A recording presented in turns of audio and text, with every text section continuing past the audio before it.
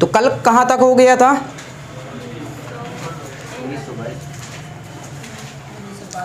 'चौरी चौरा कांड', ठीक है, 1922 तक हो गए थे। हमने कहा फिर और पीछे से आते हैं। हमने कहा 1907 में, थोड़ा सा इसके बारे में जान लें। 1907 में एक सूरत अधिवेशन हुआ था।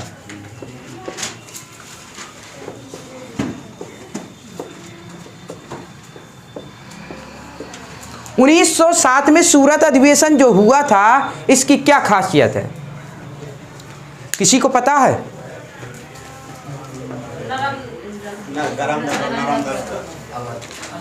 तो इसमें ये अधिवेशन सूरत फूट के नाम से जाना जाता है। यहाँ पर फूट पड़ गई थी किसमें? नरम दल और गरम दल में। नरम दल और गरम दल में फूट पड़ गई थी।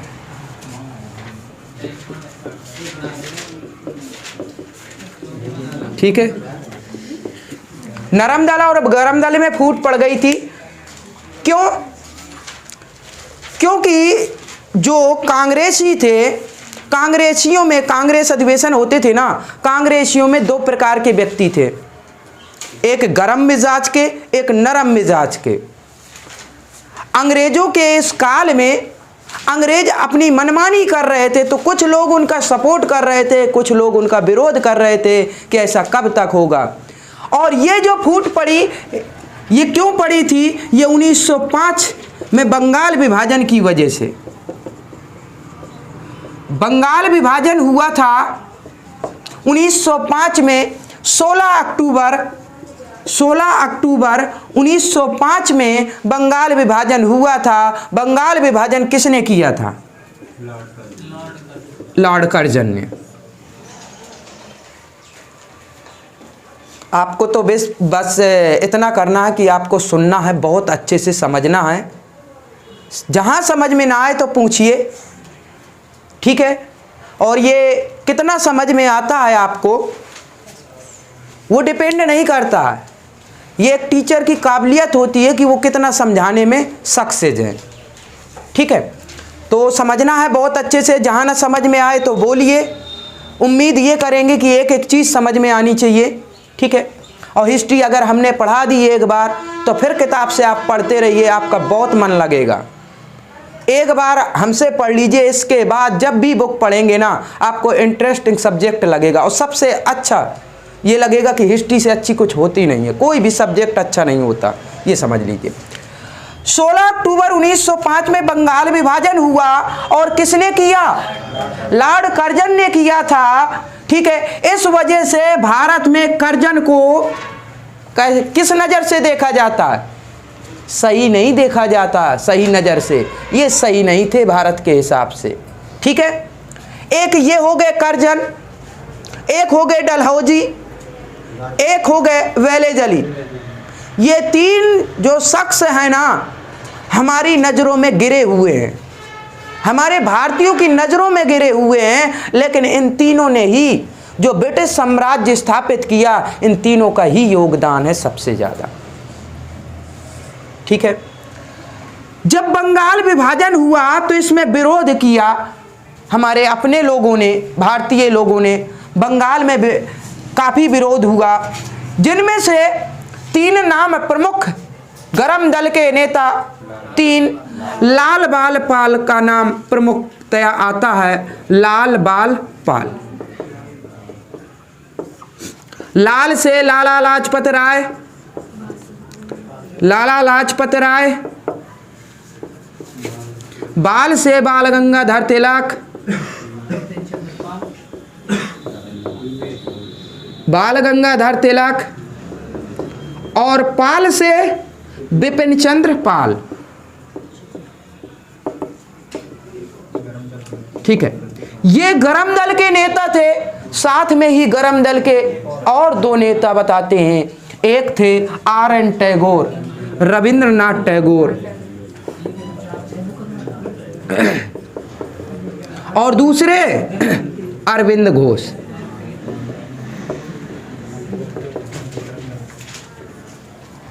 एक थे रविंद्रनाथ टैगोर और एक थे अरविंद घोष। ये कुल मिलाकर 5 व्यक्ति थे जिन्होंने बंगाल विभाजन का विरोध बड़े स्तर पर किया। रविंद्रनाथ टैगोर और अरविंद घोष कविताएं लिखते थे, कविताओं के माध्यम से अपने देश प्रेम के उसमें कि ये विभाजन सही नहीं है, और ये फैला रहे थे बात समाचारों और इनमें अपनी कविताओं के माध्यम से। इन कविताओं को सही रूप देने के लिए ये 3 व्यक्ति जिम्मेदार हैं। कौन? लाल, बाल और पाल। लाला लाजपत राय जो कहे जाते हैं पंजाब के शेर, पंजाब के शेर के रूप में जाना जाता है लाला लाजपत राय को, और लाला लाजपत राय नेतृत्व कर रहे थे पंजाब साइड। ये बंगाल विभाजन का विरोध कर रहे थे पंजाब साइड, यानी उत्तर भारत और उत्तर पश्चिम में ये अपना विरोध दर्ज करा रहे थे कि यहाँ विरोध होना चाहिए अंग्रेजों का, और जनता को जागरूक कर रहे थे। वहीं बाल गंगाधर तिलक कहाँ पर? महाराष्ट्र, मुंबई। महाराष्ट्र में इनका दबदबा था और ये इसका विरोध कर रहे थे। बंगाल विभाजन सही नहीं हुआ है, ये गलत हुआ है। वहीं बिपिन चंद्र पाल, ये इन्होंने क्या किया, कहां पर किया विरोध? ये दक्षिण भारत में इनकी कविताओं का जो क्रांतिकारी कविताएं थी इनका प्रचार प्रसार किया कि बंगाल विभाजन सही नहीं है। इस प्रकार पूरे भारत में ये छा गया कि ये विभाजन बहुत गलत किया गया है जो कर्जन ने किया है, और सब लोग विरोध करने लगे। सबसे ज्यादा बंगाल में ये दोनों लोग थे, क्योंकि बंगाल का विभाजन हुआ था तो ये दोनों लोग यहां पर थे। क्लियर है बात? बंगाल विभाजन में वंदे मातरम के नारे लगाए गए। बंगाल विभाजन में वंदे मातरम के नारे लगाए गए, और हम एक हैं, हम एक हैं, ये भी नारा चला कि हम एक हैं, ठीक है। और बंगाल विभाजन नहीं चाहिए, इन्होंने कहा विभाजन नहीं चाहिए, विभाजन नहीं चाहिए, इस प्रकार से नारे लगाए गए। और इसमें बंगाल विभाजन के विरोध में एक आंदोलन चला जिसे कहते हैं स्वदेशी आंदोलन। स्वदेशी आंदोलन जिसका नाम दिया गया और ये आंदोलन चलाया गया। इसी को एक और नाम दिया जाता है बंग भंग आंदोलन।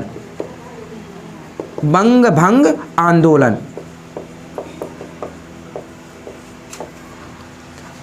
1905 के बंगाल विभाजन के दौरान जो आंदोलन चला उसी का नाम है बंग भंग आंदोलन, और स्वदेशी आंदोलन उसी को कहते हैं। इसी आंदोलन में, इस आंदोलन में क्या हुआ, बहुत ज़्यादा विदेशी कपड़े की होली खेली गई। अब होली का त्यौहार आ रहा ना, तो होली खेली गई, वो विदेशी कपड़े जो थे उनको जलाए गए, भारी मात्रा में जलाए गए।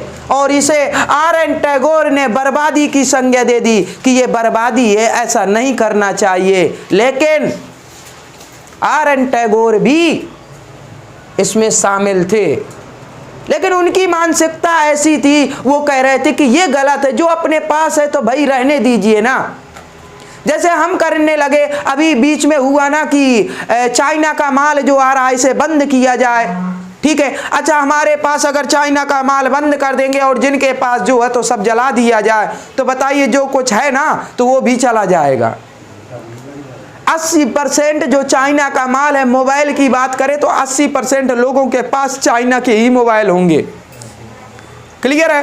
तो ये चीज नहीं हो सकता, ये बर्बादी ही तो है, अपनी खुद की बर्बादी। तो इसीलिए R.N. टैगोर ने कहा कि ये बर्बादी है, ठीक है।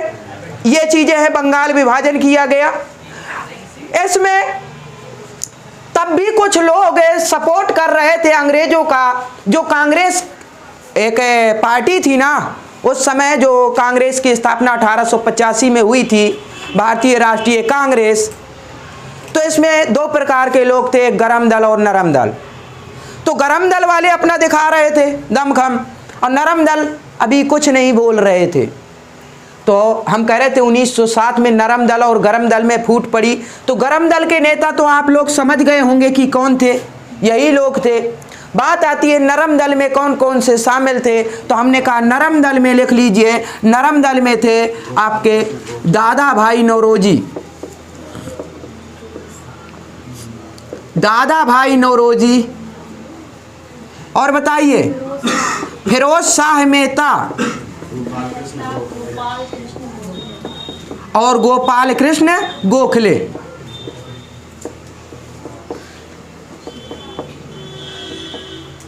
ठीक है, ये प्रमुख 3 नाम आते हैं। और भी बहुत से थे, जब पूरी की पूरी पार्टी ही थी तो उनमें तो बहुत लोग थे, लेकिन प्रमुख नाम इनके आते हैं। दादा भाई नौरोजी वही दादा भाई नौरोजी है जिन्हें grand old man of India कहा जाता है, यानी सब भारत के सबसे बुजुर्ग व्यक्ति या वृद्ध व्यक्ति माना जाता है।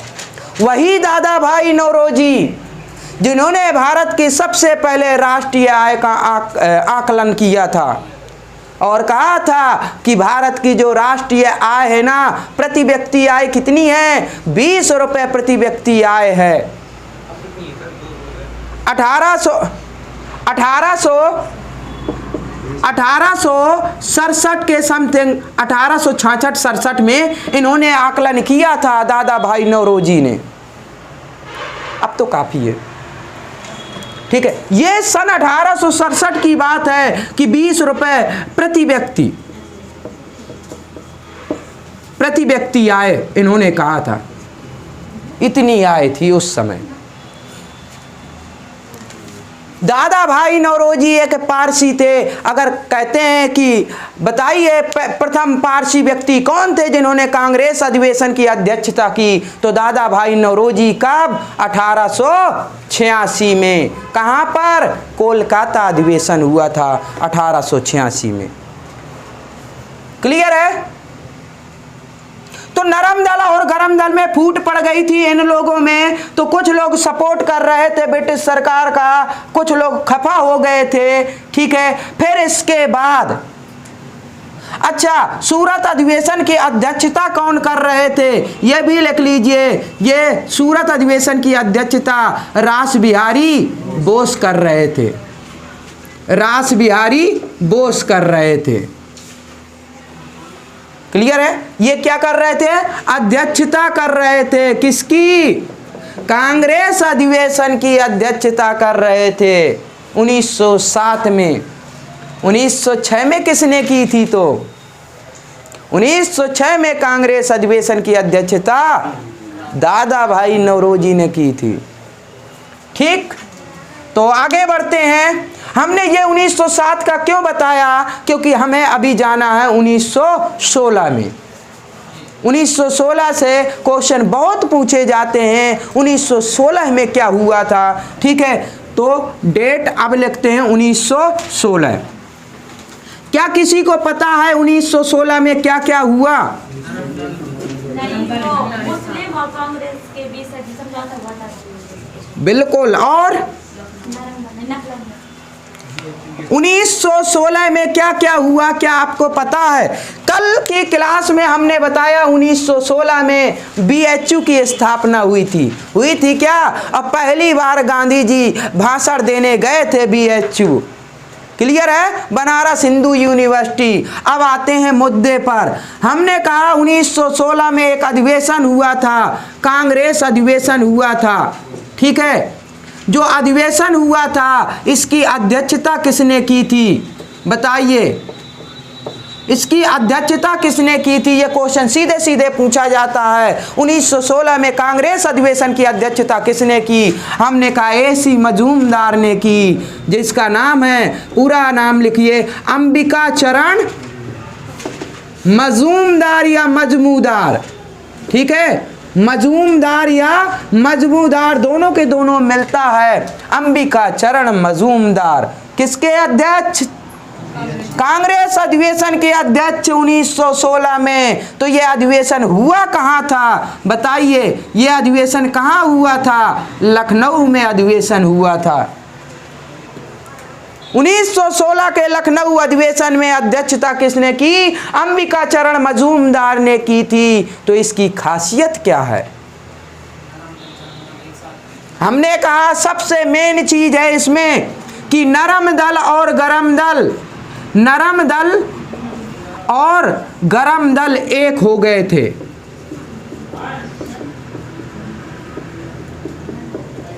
मतलब जो 1907 का, इस वजह से 7 बताया, 1907 सूरत अधिवेशन में नरम दल और गरम दल में फूट पड़ गई थी, वो 1916 में फिर से क्या हो गए? एक हो गए, नरम दल और गरम दल। सबसे बड़ी बात इसमें एक चीज और निकल के आई, और वो है एक पैक्ट हुआ था, समझौता हुआ था किसके किसके बीच? बताइए। कांग्रेस और मुस्लिम लीग के बीच,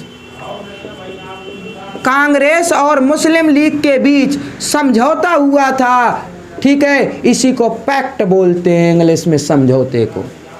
तो कांग्रेस और मुस्लिम लीग के बीच समझौता हुआ था 1916 में, इस कांग्रेस का जो अधिवेशन हुआ था। बात क्लियर है? बात आती है समझौता तो हुआ था, तो किस मामले में समझौता हुआ था ये बताइए। किस मामले में समझौता हुआ था? हमने कहा मामला अगर समझना है ना तो फिर आते हैं 1909 में। अगर ये समझौते का मामला समझना है ना तो 1909 में आते हैं। 1909 का मार्ले मिंटो सुधार समझ लीजिए। मार्ले मिंटो सुधार क्या है? मार्ले मिंटो सुधार ये है, देखिए 1905 में बंगाल विभाजन हुआ तो किस प्रकार से हुआ था, क्यों हुआ था? ये एक साजिश थी अंग्रेजों की कि जो भी आंदोलन होता है ना ब्रिटिश के खिलाफ, ब्रिटिश सरकार के खिलाफ, ब्रिटिश कंपनी के खिलाफ, उसमें हिंदू और मुसलमान एक साथ आते थे।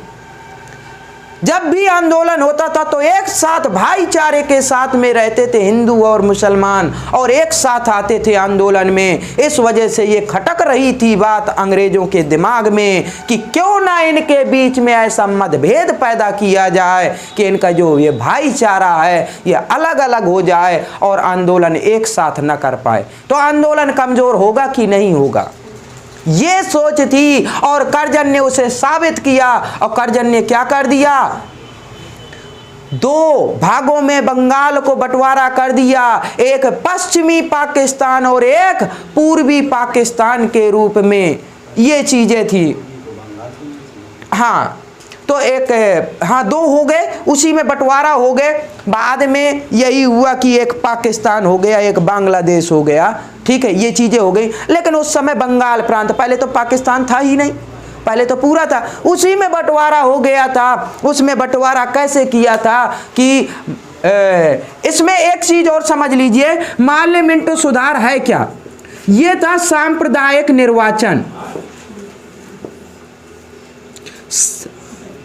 ठीक है, सांप्रदायिक निर्वाचन था ये। सांप्रदायिक निर्वाचन का मतलब जानते हैं? सांप्रदायिक निर्वाचन का मतलब यहां से जो मुस्लिम लोग थे उनको महत्व दिया गया और कहा गया कि अगर एक मुस्लिम खड़े होते हैं तो वोट कौन देंगे? मुस्लिम ही देंगे, कोई हिंदू नहीं देगा। इन्हें अलग से महत्व दिया गया और इन्हें भी लगा कि हाँ ठीक है। 1909 देखिए बीजारोपण हो गया। भारत पाकिस्तान अलग होने का मेन कारण है ये 1909 का मार्ले मिंटो सुधार। ठीक है, जो अलग से इन्हें निर्वाचन की पद्धति, जो निर्वाचन दिया गया ना सांप्रदायिक निर्वाचन, यही है भारत पाकिस्तान अलग होने का कारण मेन। ठीक है, एक तो 1905 का विभाजन और विभाजन के बाद तुरंत 1909 का मार्ले मिंटो सुधार, यानी सांप्रदायिक निर्वाचन। ये सांप्रदायिक निर्वाचन स्पेशल मुस्लिम लोगों के लिए दिया गया था। ठीक है, जब ये दिया गया, ठीक है, और दे दिया गया तो मुसलमान, अच्छा ये बताइए आप खुद समझिए कि आपके पिताजी, ठीक है, अब 2 भाई हैं, भाई बहन हैं, चलिए एक लोग को पिताजी ने मोबाइल दिला दिया, ठीक है, एक को नहीं दिलाया। एक को दिला दिया, एक को नहीं दिलाया, तो जिन्हें नहीं दिलाया तो उन्हें बुरा लगेगा कि नहीं लगेगा? नहीं लगेगा, बाद में दिला देंगे। ठीक है, ठीक है, नहीं बुरा लगेगा, काम चला लेंगे उसी से। ठीक है, चलिए कोई बात नहीं, हम काम चला लेंगे, हम भी मानते हैं हम काम चला लेंगे। जब दोनों लोग हैं ना, सगे सगे हैं, हम काम चलाएंगे। ठीक है, कुछ दिन बाद, ठीक है, कुछ दिन बाद ऐसा हुआ कि वो मोबाइल जो था ना, वो मोबाइल छीन लिया जाए, तब कैसा लगेगा? जब व्हाट्सएप और फेसबुक चलाने लगे, इंस्टाग्राम वगैरह, अब फिर मोबाइल ले लिया जाए तो बुरा लगेगा कि नहीं? वही हाल यहाँ हुआ। सांप्रदायिक निर्वाचन में जो अधिकार दिए गए मुस्लिम लोगों को, तो ये दे दिए गए। अब फिर बात आने लगी छीनने की, तो बुरा नहीं लगेगा? ये कारण था। ठीक है, तो ये चीज 1916 में, ठीक है, 1916 में कांग्रेस और मुस्लिम लीग के बीच समझौता हुआ। ये कांग्रेस वाले कह रहे थे कि नहीं, ऐसा नहीं होना चाहिए। 1909 की बात है।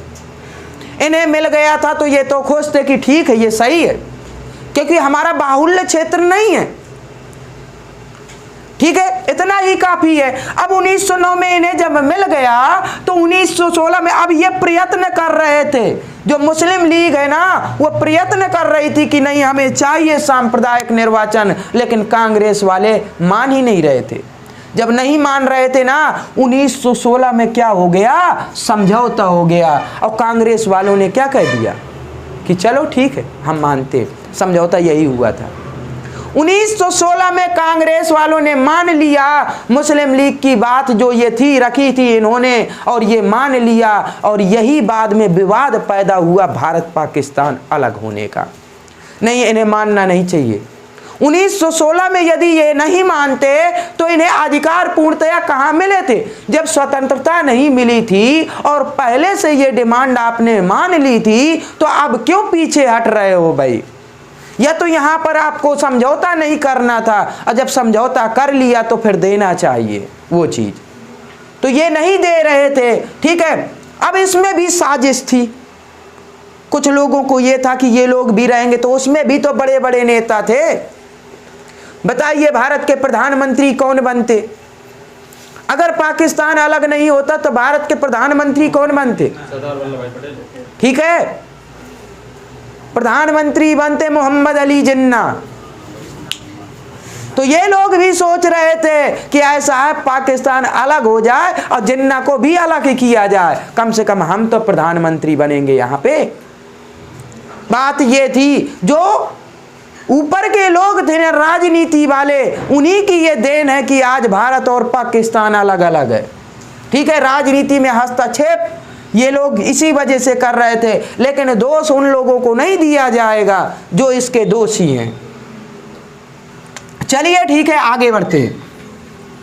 तो 1916 में इन्होंने मान लिया, ये मांगे मान ली मुस्लिम लीग की। ठीक है, कांग्रेस और मुस्लिम लीग के बीच समझौता हुआ। 1919 का कल हमने बताया खिलाफत आंदोलन शुरू किया था। ठीक है, मुस्लिम लीग ने खिलाफत आंदोलन शुरू किया, तो फिर कांग्रेस वालों के तरफ से गांधी जी थे, गांधी जी ने सहयोग किया और एक असहयोग आंदोलन 1 अगस्त 1920 को असहयोग आंदोलन स्टार्ट किया, और दोनों के दोनों एक हो गए। नेतृत्व गांधी जी कर रहे थे, बहुत अच्छी तरीके से नेतृत्व कर रहे थे। ठीक है, गांधी जी। और उसी बीच एक घटना घटी, चौरी चौरा नामक जो कांड हो गया, और इस कांड से गांधी जी ने क्या किया? असहयोग आंदोलन 11 फरवरी 1922 को वापस ले लिया। जैसे ही वापस लिया, पूरा दारोमदार आरोपी कौन सिद्ध हुए? गांधी जी हुए, और गांधी जी को 6 साल की सजा हो गई। गांधी जी को 6 साल की सजा हुई। 1922-23 में ये जेल गए, लेकिन ज़्यादा दिन टिक नहीं पाए जेल में। 1924 में इनकी तबीयत खराब हो गई, और जब जेल में तबीयत खराब हो गई तो अंग्रेजों ने क्या किया? छोड़ दिया कि जाओ भाई, ऐसा ना हो कि यहीं पर निपट जाएं। ठीक है, तो ये चीज़ें थी ये। ठीक, तो यहाँ तक कल हो गया था और ये चीज़ें हो गई थी। अब 1916 के अभी और खासियत है। बताइए 1916 में क्या हुआ था? हमने कहा 1916 में होम रूल आंदोलन चलाया गया। 1916 में ही होम रूल आंदोलन चलाया गया।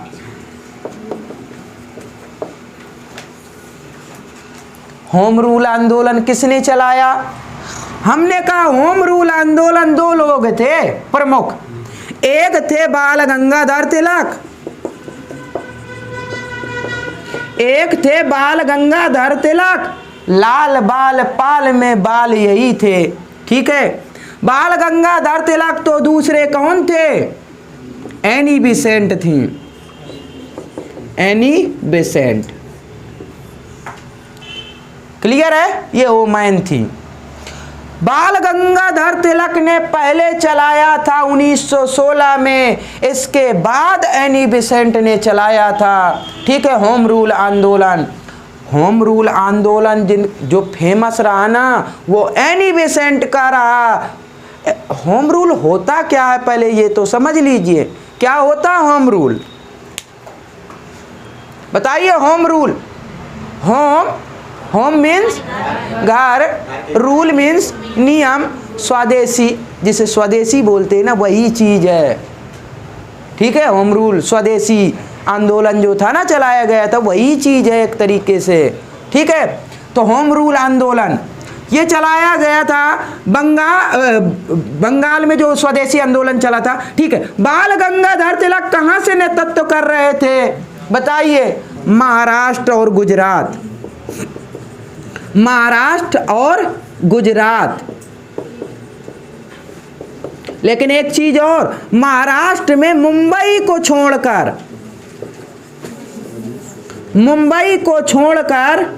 महाराष्ट्र, पूरे महाराष्ट्र में ये आंदोलन चला रहे थे, होम रूल आंदोलन। और गुजरात में इतना एरिया इनके उसमें था, इन्होंने स्टार्ट किया था। एनी बेसेंट कहां से? मद्रास से नेतृत्व कर रही थी एनी बेसेंट। मद्रास जानते हैं ना? चेन्नई पहला नगर निगम 1687 मद्रास। ठीक है, तो मद्रास से नेतृत्व कर रही थी एनी बेसेंट, और ये मद्रास से कर तो रही थी, लेकिन पूरे उत्तर भारत में इन्हीं की चर्चाएं थी, और पूरे उत्तर भारत से लगाकर मुंबई में भी इन्हीं का दबदबा था होम रूल आंदोलन का। इस वजह से एनी बेसेंट का नाम अग्रणीय आता है इस होम रूल आंदोलन में। क्लियर है बात? एनी बेसेंट मद्रास से नेतृत्व किया, लेकिन उत्तर भारत जानते हैं जहां के हम निवासी हैं, यूपी बिहार से लेकर दिल्ली, ये पूरा का पूरा एमपी, और ये पूरा, और मुंबई भी, और मद्रास तो था ही, यानी पूरा भारत। पूरे भारत में कह दें तो कोई गलत नहीं होगा, सिर्फ छोड़ दें क्या मुंबई में भी है, महाराष्ट्र और गुजरात को छोड़ दे तो पूरे भारत में एनी बेसेंट का दबदबा था। ठीक है, इस वजह से ये ज़्यादा फेमस हो गई। अच्छा, यहाँ से क्वेश्चन बनते हैं। इनके कुछ समाचार पत्र थे, ठीक है, पत्रिकाएं थी। तो बाल गंगाधर तिलक की दो पत्रिकाएं जो कहते हैं, एक थी केसरी और एक थी मराठा। केसरी और मराठा दो पत्रिकाएं थी, इनके माध्यम से भी ये स्टार्ट किए थे होम रूल आंदोलन। अच्छा, केसरी और मराठा पूछता है बताइए किस भाषा में थी? तो हमने कहा मराठा किस भाषा में बताइए? मराठा थी अंग्रेजी में। ध्यान दीजिए, मराठा मराठी में ना कर दीजिए, मराठा था अंग्रेजी में, और केसरी किस में? केसरी था मराठी में। हाँ बिल्कुल, ये मराठी भाषा में केसरी था और ये अंग्रेजी भाषा में मराठा, अपोजिट है। ठीक है, तो इन भाषाओं में इनके ये पत्र चले थे। ठीक है, और एनी बेसेंट की कौन है? एनी बेसेंट पता है? एनी बेसेंट की कौन सी पत्रिका थी? और ठीक है, एनी बेसेंट की दो पत्रिकाएं थी जैसे इनकी थी, एक थी न्यू इंडिया और एक थी कॉमनवेल्थ। न्यू इंडिया और कॉमनवेल्थ। ठीक है, न्यू इंडिया और कॉमनवेल्थ ये दोनों की दोनों अंग्रेजी भाषा में थी और इस माध्यम से भी एनी बेसेंट की पब्लिसिटी बहुत बड़ी थी। क्लियर है? जब ये इन पत्र पत्रिकाओं के माध्यम से होम रूल आंदोलन चला रहे थे कौन? बाल गंगाधर तिलक, तो एक अंग्रेज ने ऐसा वाक्य बोल दिया बाल गंगाधर तिलक के लिए, क्या उन्होंने कहा भारत में अशांति के जनक कौन है? ठीक है, तो एक अंग्रेज व्यक्ति ने कहा कि भारत में अशांति का जनक बाल गंगाधर तिलक है, तो बताइए उस व्यक्ति का नाम क्या था? ठीक है, तो एक था वैलेंटाइन सिरोल। वैलेंटाइन सिरोल, वैलेंटाइन सिरोल ने क्या कहा कि भारत में अशांति के जनक हैं जो वो हैं बाल गंगाधर तिलक। याद रखिए, ये एग्जाम में क्वेश्चन पूछा गया कि भारत में अशांति के जनक कौन हैं, तो बाल गंगाधर तिलक। ये बात अगर कोई कह देगा तो बुरी लगेगी कि नहीं लगेगी? और ये बात दिमाग में बैठ गई बाल गंगाधर तिलक के, और ये ना देखा आओ देखा ना ताओ देखा, और सीधे चल दिए कहाँ? इंग्लैंड चले, लंदन चले। ठीक है, और क्यों चले? इनके ऊपर मुकदमा दायर करने। ठीक है, बाल गंगाधर तिलक यहाँ से सीधे गए इंग्लैंड, ठीक है, ब्रिटेन गए और वहाँ पर सीधे मुकदमा दायर किया इनके खिलाफ, वैलेंटाइन सिरोल। ठीक है, और इसके बाद जैसे ये चले गए तो इनका ये होम रूल आंदोलन कमजोर पड़ गया और इनका आंदोलन चलता रहा। क्लियर है बात? बाद में आए हैं, बाद में वहां से आए हैं। ठीक है, जब आए हैं तो आंदोलन इनका कमजोर था। ठीक है, एनी और क्या क्या सोच रहे हैं कि वहीं के रह गए? वो राजा राम मोहन राय थे। ठीक है, वो बाद की बात है, वो निकल चुका, अभी नहीं, फिर आएंगे, नंबर आएगा तो फिर बताएंगे। ठीक है, तो ये चीज है। फिर आए हैं तो इनकी मृत्यु जब हुई है ना बाल गंगाधर तिलक की, वो 1 अगस्त 1920 को हुई है। असहयोग आंदोलन चलाया गया था जिस दिन, उसी दिन हुई थी। ठीक है, एनी बेसेंट के मामले में अगर कहा जाए यहाँ पर तो 1917 में एक अधिवेशन हुआ था। कहाँ? कोलकाता में। 1917 में कोलकाता में एक अधिवेशन हुआ था। ठीक है, कोलकाता अधिवेशन हुआ था। जैसा कि हमने बताया अभी एनी बेसेंट की करतूतें जो उन्होंने किया, और इस वजह से इन्होंने अपना जलवा दिखा दिया था पूरे भारत में, और इस वजह से 1917 के कोलकाता अधिवेशन में की जो अध्यक्षता की वो किसने किया?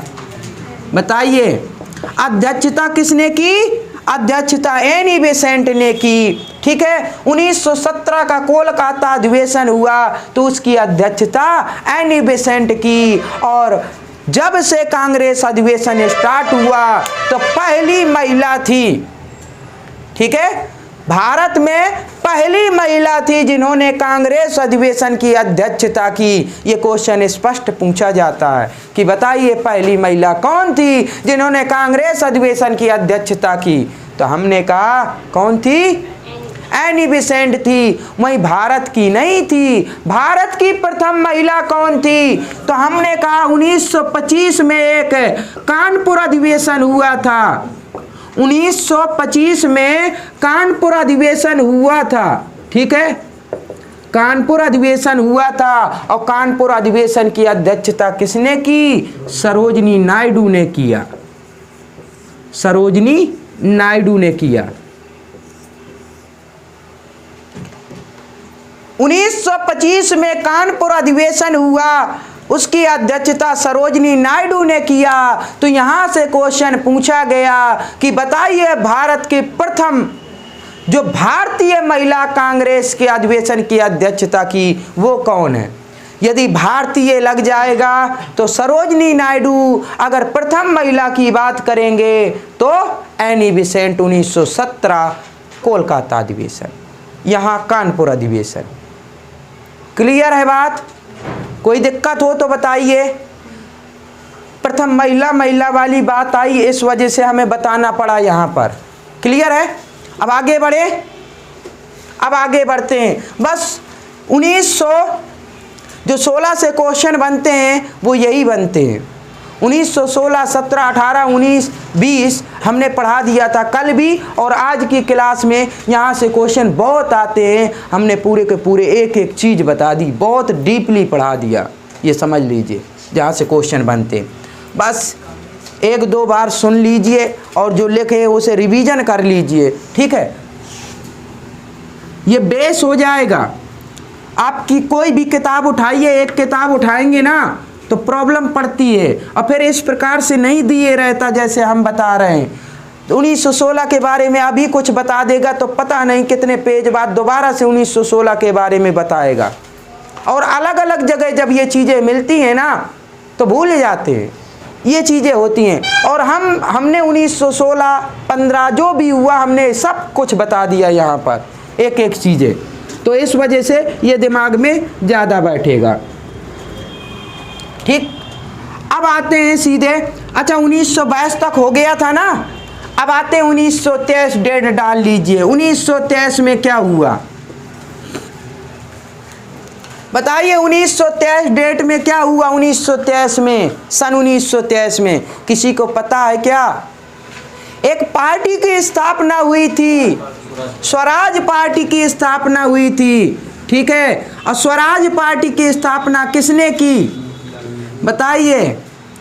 स्वराज पार्टी की स्थापना किसने किया बताइए? दो लोग थे, एक थे मोतीलाल नेहरू, एक थे मोतीलाल नेहरू, वही मोतीलाल नेहरू जो जवाहरलाल नेहरू के पिताजी थे, ठीक है? और दूसरे व्यक्ति कौन थे? चित्तरंजन दास थे। दूसरे व्यक्ति थे चित्तरंजन दास थे, जिन्हें CR दास कहा जाता है, जिन्हें CR दास शॉर्ट फॉर्म में कह देते हैं, ये CR दास थे दूसरे व्यक्ति। स्वराज पार्टी के अध्यक्ष कौन बने बताइए? स्वराज पार्टी के अध्यक्ष कौन थे? हमने कहा ये थे अध्यक्ष चित्तरंजन दास। तो महासचिव कौन थे? हमने कहा यही तो महासचिव थे। कौन? मोतीलाल नेहरू थे। क्लियर है?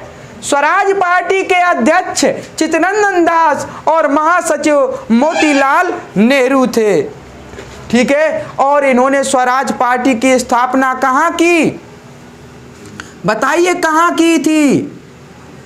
इलाहाबाद का नाम जानते हैं? इलाहाबाद को जानते हैं ना? इलाहाबाद में ही की थी इस पार्टी की स्थापना। वही इलाहाबाद जो वर्तमान में प्रयागराज के नाम से जाना जाता है। सही है? तो ये प्रयागराज इसी को कहते हैं, और यहीं पर तो संगम है, 3 नदियों का मिलन जिसे संगम कहते हैं, गंगा यमुना सरस्वती। और यहीं पर क्या होता है? महाकुंभ का आयोजन होता है इलाहाबाद में, ठीक है? महाकुंभ जानते हैं? महाकुंभ बताइए। महाकुंभ का आयोजन प्रत्येक कितने वर्ष बाद होता है? प्रत्येक 12 वर्ष बाद होता है, हर 12 वर्ष में, ठीक है? महाकुंभ का आयोजन होता है। तो भारत में कितनी जगह महाकुंभ का आयोजन होता है? भारत में कितनी जगह महाकुंभ का आयोजन होता है? तो 4 जगह होता है, ठीक है? हमने कहा 4 जगह होता है, तो सबसे पहले बताइए गंगा नदी के किनारे कितनी जगह होता है? गंगा नदी के किनारे कितनी जगह होता है? 2 जगह होता है। अगर 2 जगह होता है तो कहाँ कहाँ? अच्छा, इलाहाबाद, हरिद्वार कि वाराणसी? ठीक है, तो वाराणसी में नहीं होता है, दिमाग में बैठा लीजिए। एक है हरिद्वार, ठीक है? हरिद्वार में महाकुंभ का आयोजन होता है पहला। दूसरा इलाहाबाद में होता है, जिसे प्रयागराज कहते हैं। ये देखिए गंगा नदी के किनारे, और ये गंगा यमुना सरस्वती संगम में। और तीसरा है उज्जैन। जानते हैं उज्जैन कहाँ है? हमने कहा उज्जैन है एमपी में, और एमपी में यहीं पर एक मंदिर फेमस है, महाकालेश्वर मंदिर। ठीक है, हाँ वही है विकास दुबे। ठीक है, वहीं पकड़े गए थे ना। उज्जैन में महाकालेश्वर मंदिर है, और वहीं पर एक नदी बहती है ना उज्जैन। किस नदी के किनारे? क्षिप्रा नदी के किनारे। ठीक है, तो क्षिप्रा नदी के किनारे उज्जैन बसा है, और इस वजह से यहाँ महाकुंभ का आयोजन होता है। ठीक है, चौथा महाकुंभ कहाँ? हमने कहा नासिक। नासिक जानते हैं कहाँ है? नासिक कहाँ है? नासिक महाराष्ट्र में है। सही है ना? हाँ, क्या चीज? हाँ, तो नासिक है। ठीक है, और नासिक से एक नदी निकलती है, कौन सी? गोदावरी नदी निकलती है। ठीक है, जिसे क्या कहते हैं? इसी को कहते हैं बूढ़ी गंगा। गोदावरी नदी का ही नाम है बूढ़ी गंगा, और दक्षिण भारत की सबसे बड़ी नदी गोदावरी नदी।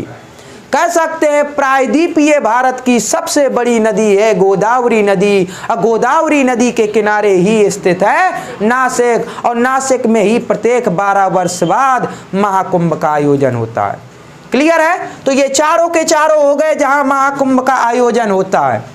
ठीक है, ये गंगा नदी के किनारे है हरिद्वार, और ये इलाहाबाद, ये संगम कह सकते हैं। तो संगम तो पता ही होगा, गंगा यमुना सरस्वती।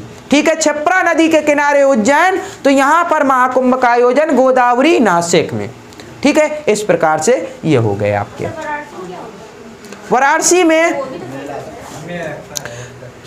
वाराणसी जो है ये घाट के मामले में बहुत प्रसिद्ध है। काशी विश्वनाथ का मंदिर जो है ना वो फेमस है, काशी विश्वनाथ। ठीक है, विश्वनाथ की नगरी मानी जाती है वाराणसी। और वाराणसी अगर कहें ना कि यूपी का सबसे पुराना शहर है क्या? वाराणसी सबसे पुराना शहर माना जाता। जैसे तमिलनाडु का सबसे पुराना मदुरई को माना जाता है, ऐसे यहाँ वाराणसी को माना जाता है। ठीक है, फेमस है। और ये घाटों के मामले में वाराणसी फेमस है। कहीं 80 घाट है तो कहीं कोई घाट है, घाट ही घाट बने हुए हैं। ठीक है, चलिए, तो ये चीज़ है। ठीक है।